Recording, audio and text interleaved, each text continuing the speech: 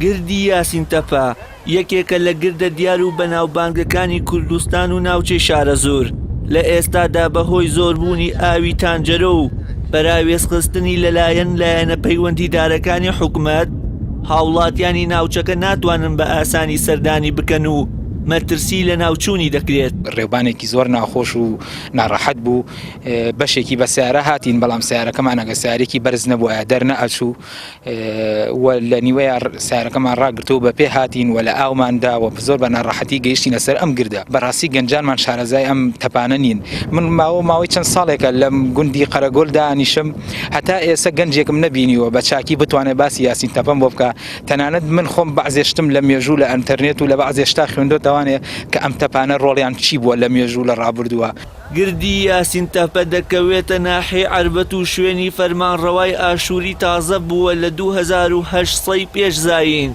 تەواوی شارەزۆر لە ڕێگەی ئەم گردانەوە بە یەکتر بەسراونەتەوە. لە ئێستادا سەرڕای ئەوەی ئاوی تانجەرۆ بووەتە هۆی لە ناوچوونی گوندەکانی نیسکە جۆ و خاک و خۆڵ. هاوڵاتیانی ناوچەکە دەڵێن لە ئەگەری دروستکردنی پردێک دەتوانن ئەو دوو گوندە بنیات بنێنەوە.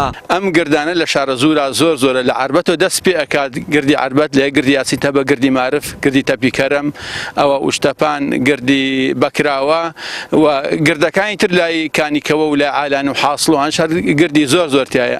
ئەندازیارێکی کوشت و کاڵیش بە گرنگی دەزانێت خوێندکاران و مامۆستایانی زانکۆ توێژینەوەی زانستی زیاتر لەبارەی گردەکەوە بکەن و ئاماژە بە ڕۆڵی کوشت و کاڵ دەکات لەسەر ئابووری ناوچەکە. میرنشینانی ئەم شوێنە شوورەیەکی ئاویان بە دەوری قەڵاکەدا دروست کردووە کە قوڵەکەی ڕەنگە چەند مەترێک بێت 4 تا 5 مەتر وەکو شوورەیەک بەکاریان هێناوە بۆ خۆپاراستن لە دوژمن. مامۆستایەکی بەشی شوێنەواری زانکۆی سلێمانیش ئەوەی بۆ پەیام ئاشکرا کرد کە بڕیارە لە ئایندەیەکی نزیکدا تیمێکی پسپۆر لە زانکۆی شکۆبای ژاپۆنی سەردانی گردەکە بکەن بۆ زیاترکردنە و پشکنینی زانستی و ڕێگریکردن لە ڕووخان و لە ناوچوونی ئەو شوێنەوارە مێژوویەی هەرێمی کوردستان. وشیار محەممەد کەناڵی ئاسمانی پەیام ناحیە عەربەت.